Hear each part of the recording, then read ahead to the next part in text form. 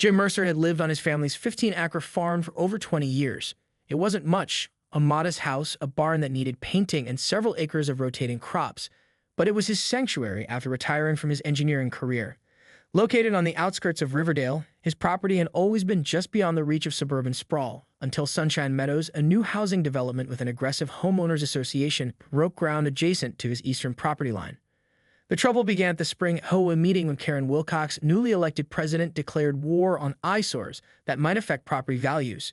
Jim's farm, with its weathered barn, compost piles, and free-range chickens, immediately became target number one. Though technically outside HOA jurisdiction, Karen convinced the board that the farm represented a nuisance property that required monitoring for potential health violations. Jim first noticed something was amiss when his chickens began acting strangely, scattering in panic at seemingly random intervals. One afternoon, while repairing irrigation lines, he spotted it, a sleek white drone hovering above his property, its camera clearly pointed toward his barn. Before he could react, it zipped away towards Sunshine Meadows. Jim shook his head and continued his work, chalking it up to someone's new toy. But 3 days later, when he was collecting eggs from the henhouse, a drone returned. This time it hovered lower, its camera audibly whirring as it adjusted focus. Jim raised a hand to shield his eyes from the sun, trying to get a better look at the device. It was a high-end model, probably a DJI Phantom 4 Pro, with a sophisticated camera system capable of capturing high-resolution images. "Hey," Jim called out, waving his arms. "This is private property." The drone retreated slightly but continued its surveillance. Jim, annoyed but not yet alarmed, went into his house and grabbed his phone. By the time he returned to photograph the intruder, it had disappeared. That evening, while checking his mailbox at the end of his long gravel driveway, Jim encountered his newest neighbor, Michael Brewer, a friendly software developer who had moved into Sunshine Meadows just a month earlier. "Beautiful evening," Michael said, nodding toward Jim's property. "You've got quite the spread here." "Family land," Jim replied. "Been farming it since my grandfather's time, though I've scaled back since retirement. Just enough to keep busy and supply the local farmer's market." Michael hesitated before speaking again. "Listen, I thought you should know there's been some talk in the neighborhood about your farm. The HOA president has been pretty vocal about it at meetings." "What kind of talk?" Jim asked, though he already suspected the answer. "She's claiming your compost is attracting rats, your chickens are causing salmonella risks, and that old equipment in your north field is leaking chemicals." Michael looked embarrassed. "I'm a city kid, but even I know that's nonsense. My kids love watching your chickens from our deck."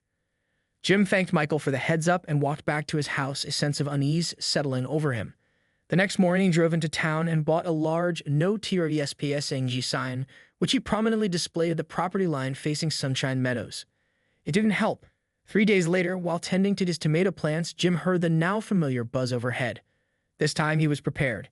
He pulled out his phone and began recording the drone as it hovered approximately 50 feet above his garden, clearly documenting his property. As he filmed, the drone moved toward his house, stopping to hover near his second-floor bedroom window. That crossed a line. Jim immediately called the county sheriff's office to report the invasion of privacy. Deputy Wilson arrived 30 minutes later, by which time the drone had disappeared. The officer took Jim's statement and examined his footage, but explained that drone laws were still evolving. "I can file a report," Deputy Wilson said, "but unless we can identify the operator, there's not much enforcement action we can take. These cases can be tricky." Jim nodded, understanding the limitations. "I get it, but this is clearly targeted harassment." As Deputy Wilson was leaving, Jim's phone pinged with a notification. A neighbor had added him to the Sunshine Meadows community page on social media. The most recent post made his blood boil, aerial photos of his farm with comments from Karen Wilcox. Evidence gathered of the hazardous conditions next door. Board meeting tomorrow to discuss next steps in protecting our community's health and property values. Over the next 2 weeks, Jim documented 7 separate drone incursions over his property. Sometimes they appeared when he was working the fields. Other times they hovered near his windows. The final straw came when he discovered photos of his property being circulated in the neighborhood's social media group with captions like "health hazard next door" and "decreasing our property values daily." Jim's daily routine became consumed by the drone situation. He started carrying his phone everywhere, ready to document each flavor. He installed security cameras around his property, their blue recording lights adding an unwelcome surveillance atmosphere to his once peaceful farm. At night, he'd review the footage, meticulously logging times, flight patterns, and proximity to his home. Carol, his sister who lived an hour away, noticed the change in him during their weekly phone calls. "You sound exhausted, Jim. This is becoming an obsession." "It's not just about me anymore," Jim replied, his voice tense. Yesterday, they flew over while the Peterson kids were helping me collect eggs. Those children were being recorded without their parents' consent. This has gone too far. After consulting with a lawyer friend, Jim learned that while drone flights over private property existed in a legal gray area, recording through windows and sharing photos without consent might constitute harassment. He filed a police report and sent a cease and desist letter to the HOA board. The response came 3 days later, a formal letter from the HOA's attorney claiming that Sunshine Meadows had legitimate interest in monitoring potential health and safety hazards and that all surveillance was conducted from public airspace. The letter suggested that if Jim was concerned about privacy, perhaps he should clean up his property to standards befitting the surrounding community. Jim's frustration reached a breaking point when he discovered a new social media post from Karen, drone footage looking directly into his kitchen window with a caption, "Wonder what other health code violations are happening inside." Several commenters expressed discomfort with this level of scrutiny, but Karen doubled down, writing, "Property values affect us all. Someone has to take action." That weekend, he attended the HOA meeting as an observer. The community center room was packed with about 40 residents seated in neat rows. Jim sat in the back, notebook in hand. When the agenda reached community concerns, Karen projected drone photos of Jim's farm onto the wall, close-ups of his compost heap, chicken coop, and equipment shed. "As you can see," she said, pointing with a laser pointer, "the situation is deteriorating. I contacted county officials, but they're dragging their feet. Our monitoring program is providing valuable documentation." When the floor opened for comments, Jim raised his hand. The room fell silent as he walked to the microphone. "My name is Jim Mercer. I've owned the farm adjacent to your development for 20 years. I'm here because your HOA president has been flying drones over my property, filming my home, and harassing me online." Karen dismissed him with a wave of her hand. "If you have nothing to hide, you shouldn't mind a little neighborhood monitoring. Besides, the airspace isn't governed by property lines." Several board members nodded in agreement while others looked uncomfortable. "This isn't about hiding anything," Jim responded, his voice steady despite his anger. "This is about privacy and harassment. I've filed police reports and sent a cease and desist letter that your attorney dismissed. I'm here to let everyone know directly that the next drone that flies over my property will be my last warning before I pursue legal action against both the HOA and individually against those operating the drones." A tense silence followed. Several residents shifted uncomfortably in their seats. A middle-aged woman in the front row turned to glare at Karen. "My husband is a licensed pilot," she said, "and even he needs permission to fly over private property at low altitudes. What you're doing isn't right." Karen abruptly called for the next agenda item, and Jim took his seat, noticing several residents giving him sympathetic nods. On his way out, Bill Jenkins, a reluctant board member, quietly told Jim, "It's worse than you think. She bought 3 drones with the HOA funds. Claims they're for security patrols." Jim hadn't spent 30 years as a communications engineer without learning a thing or two about radio frequencies. In his garage workshop, he dug out old equipment boxes from his retirement party. Within days, he had constructed a simple but effective signal jammer that could disrupt the 2.4 GHz frequency band used by most commercial drones, but only within a limited range over his property. The workshop had always been Jim's sanctuary, but now it served as his war room. Specialized tools and electronic components covered his workbench as he hunched over circuit boards, soldering with a precision that had earned him recognition during his career at Comtech Industries. The walls, lined with diplomas and professional certifications, seemed to remind him that he wasn't defenseless against Karen's technological invasion. "Frequency modulation disruption isn't rocket science," he muttered to himself as he adjusted a potentiometer. "But it does require finesse." Jim's former colleagues would have recognized the glint in his eye, the same look he had when solving complex communication problems for military contractors years ago. He'd never imagined those skills would be needed to defend his retirement home from an overzealous HOA president. He carefully researched local and federal regulations. While signal jammers were generally illegal, there were exceptions for private research and development on one's own property, provided they didn't interfere with emergency communications or extend beyond property boundaries. Jim calibrated his device carefully, testing it against an old remote-controlled airplane to ensure it only affected a precise area above his land. The testing phase took 3 days. Jim marked the boundaries of his property with bright orange surveyor flags and systematically flew his old RC plane through different zones, measuring signal strength and interference patterns. He documented everything meticulously: distances, altitudes, signal strength readings, filling a notebook with technical specifications and diagrams. "If this ever goes to court," he told himself, "I'll have proof that I acted responsibly." By Friday evening, he had a working prototype, a small weatherproof box containing specialized circuitry that could be disguised as ordinary lawn equipment. The device wasn't powerful enough to affect anything beyond his property line, but directly overhead, it created what he called a digital no-fly zone, a cone of signal disruption that would confuse drone navigation systems, causing them to either retreat or initiate emergency landing procedures. His elderly neighbor Ernest, a retired physics teacher who had become Jim's friend over many shared Sunday barbecues, watched the final test from a lawn chair, cold beer in hand. "Sure it won't take down passing airplanes?" Ernest asked, half joking, "or knock out the neighborhood Wi-Fi?" Jim shook his head. Commercial airplanes use completely different frequencies and much more sophisticated navigation systems, and the power is calibrated to only affect the airspace directly above my land. Won't even reach your back porch. I'm being careful." Ernest nodded, taking a sip of his beer. "Karen picked the wrong engineer to mess with." "I gave her every chance to be reasonable," Jim said, securing the final components in a waterproof housing. "I tried talking. I tried legal channels. But when someone invades your privacy repeatedly, sometimes you need to take matters into your own hands." "I'm not looking to cause trouble," he added, testing the activation switch one final time. "Just protecting my privacy. If their drones happen to fall out of the sky when they're illegally surveilling my property, well, that's between them and gravity." Jim installed the primary unit near his barn disguised as a birdhouse, with a remote activation switch he could carry in his pocket. Two smaller secondary units were positioned near his property lines, designed to activate only if a drone crossed into his airspace.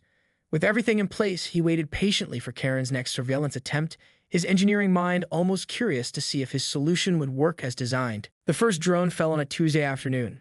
Jim was weeding his vegetable garden when the now familiar buzzing approached. He casually walked to his porch, flipped a switch on a small box tucked beneath a flower pot, and continued working. 30 seconds later, he heard a clatter followed by a crash in his cornfield. The sound was surprisingly satisfying, a mechanical whine, followed by silence, then the unmistakable crunch of plastic hitting earth. Jim deliberately took his time, continuing to pull weeds for another minute before casually strolling toward the noise.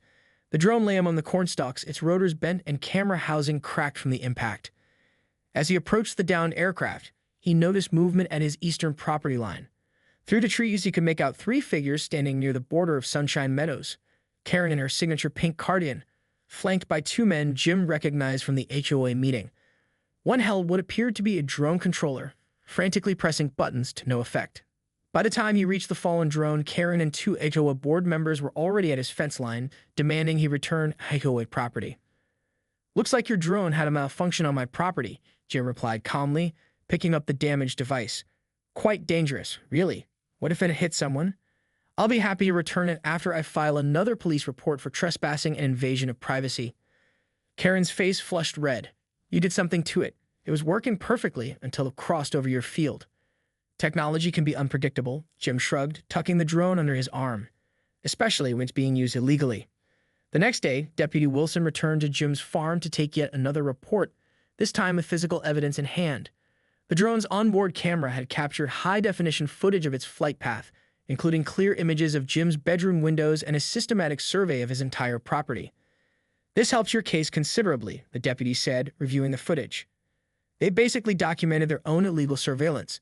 The district attorney might take interest now." Jim nodded, satisfied. "I just want them to stop." Over the next week, two more drones suffered mysterious failures while flying over Jim's farm. One landed in a muddy pig pen, while another crashed into his barn roof. Each time, Jim documented the incursion, collected the drone, and added it to his growing collection of evidence. The second drone went down on Friday morning as Jim was feeding his chickens. This one appeared suddenly, flying low over the chicken coop. Jim reached into his pocket and activated the jammer. The drone immediately began to spin erratically before plummeting directly into the pig pen, where it sank into 6 inches of mud.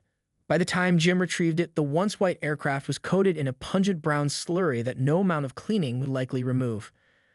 The third incident occurred at dawn on Sunday. Jim was awakened by the sound of propellers outside his bedroom window. Still in his pajamas, he grabbed the remote control from his nightstand and pressed the button. The drone wobbled dramatically, then shot sideways before crashing into the roof of his barn. The impact dislodged several shingles, which Jim made sure to photograph as property damage before retrieving the drone using his extension ladder. After each incident, Karen became more visibly agitated. Her posts on the community forum grew increasingly frantic, claiming Jim was using military-grade equipment and electromagnetic weapons against innocent neighborhood security measures. Karen's frustration grew with each loss. The HOA had spent nearly $3,000 on drones, and now they were down to their last one. At an emergency board meeting, several members began questioning Karen's crusade against the farm. The HOA's insurance company also declined to cover the lost drones, citing unauthorized surveillance activities. "This has gone too far," Bill Jenkins stated during the meeting, which Michael Brewer later recounted to Jim. "We've lost 3 expensive drones. We're facing potential legal action, and for what? Because someone's keeping chickens on their own property? I motion that we seize all drone surveillance immediately." The motion failed by a single vote, Karen's deciding vote as president, but the tide was clearly turning as residents began to question both the legality and the expense of the anti-farm campaign. The final showdown came during an unusually hot Saturday in July. Jim was hosting a farmer's market on his property, something he did 4 times a year and which was perfectly legal under county agricultural regulations. The event drew dozens of local vendors and hundreds of customers, including many Sunshine Meadows residents who enjoyed the fresh produce and handmade goods. This particular market was larger than usual. Word had spread about Jim's battle with the HOA, and several small farmers from neighboring counties had joined in solidarity, setting up colorful tents and booths across his front field. Children darted between stands selling honey, fresh vegetables, and handcrafted soaps. Local musicians played acoustic guitars under a shady oak tree, and the atmosphere was festive despite the summer heat. Jim moved through the crowd, greeting vendors and customers alike. He spotted several families from Sunshine Meadows, including Michael Brewer and his children, who were eagerly examining a display of heritage tomato varieties. "Quite a turnout," Michael commented, balancing a box of produce. "Half the neighborhood is here despite Karen's warning email." "Warning email?" Jim asked. Michael nodded. "She sent a community alert this morning advising everyone to avoid the unsanctioned and potentially hazardous gathering at your farm. Said something about health code violations and possible contamination. Pretty much guaranteed everyone would come out of curiosity." Jim shook his head, then froze as he heard the now familiar buzzing overhead. Looking up, he saw the HOA's last remaining drone flying lower than usual, directly above the central market area where dozens of people were gathered. "You've got to be kidding me," he muttered. Midway through the market, Karen arrived with the HOA's last drone and her husband, who controlled it from their luxury SUV. When vendors and shoppers noticed the drone buzzing overhead, recording the gathering, many expressed discomfort. Several people pointed skyward, and a murmur of concern spread through the crowd. "Is that thing filming us?" asked a young mother, pulling her children closer. "And our license plates," added an elderly vendor, scowling the hovering device. Jim calmly walked to his porch, reached under the flower pot, and flipped his switch. For a moment, nothing happened. Then the drone's steady hum turned into an alarming whine. It lurched sideways, then began to spin wildly, descending in a spiral pattern. Within moments, the drone spiraled downward, crashing directly into a display of organic honey jars. The crash was captured on dozens of cell phones, as was Karen's subsequent meltdown as she stormed into the market, screaming about sabotage and technological warfare. Glass shattered and golden honey splattered across the ground. The beekeeper, a stoic woman in her 60s, stood in shock as her day's profit dripped from the tablecloth. The crowd fell silent before erupting in angry murmurs. "That's my livelihood you just destroyed," the beekeeper shouted as Karen tried to wade through the sticky mess to retrieve the drone. When she attempted to retrieve the broken drone, several vendors blocked her path, insisting that she had destroyed their property. Karen's husband hung back at the edge of the crowd, drone controller still in hand, looking mortified. "Your illegal surveillance toy just cost Ms. Reynolds over $300 in honey products," Jim said, stepping forward. "Not to mention endangering everyone here by flying directly over a public gathering without permission." Karen's face contorted with rage. "This is private property. You have no right to host commercial activities here. And you," she pointed an accusing finger at Jim, "you've been using some kind of illegal device to attack HOA security equipment." The crowd had grown larger now, forming a circle around the confrontation. Someone was live-streaming the entire incident to the neighborhood's social media page. "This is agricultural lands zoned for farm use activities, including seasonal markets," Jim replied calmly. "I have all the proper permits. What I don't have is permission for you to film my guests without consent or fly dangerous equipment over their heads." By the time police arrived, the situation had escalated.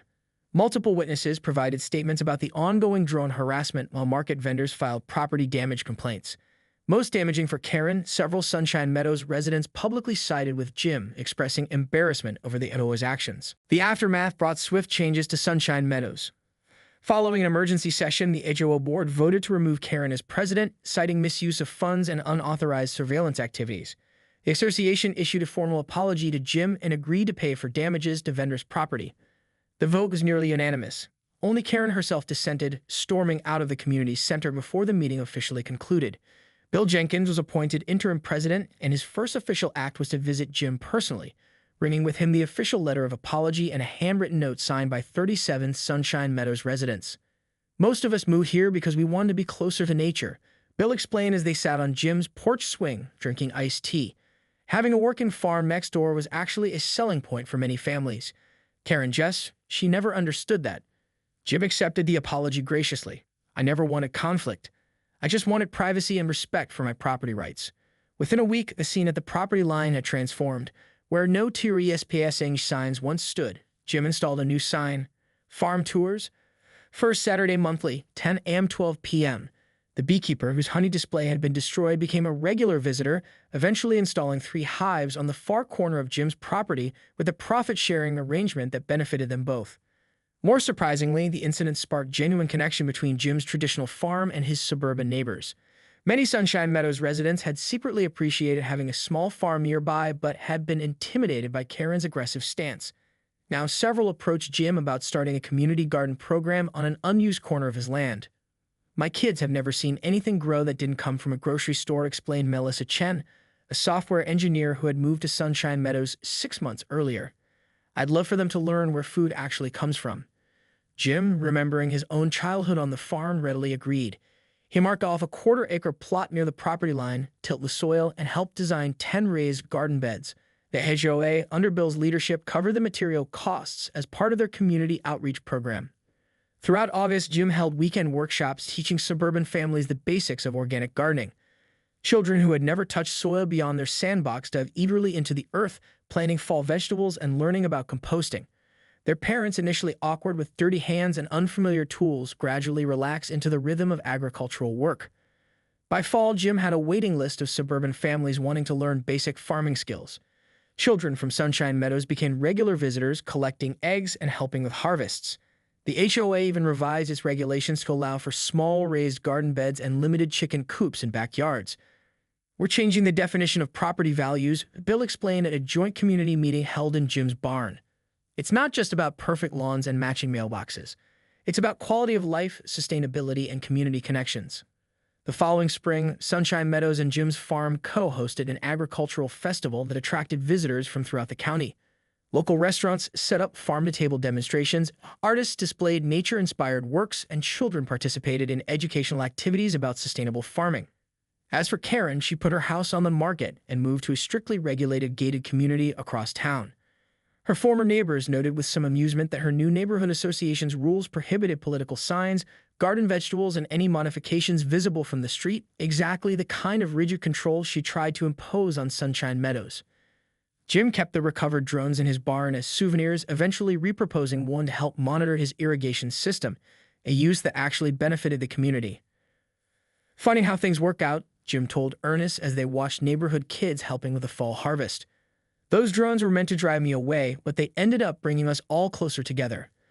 Ernest nodded, watching a young girl carefully collect eggs from the henhouse with more gentleness than most adults could manage. "That's the thing about technology," he replied. "It's just a tool.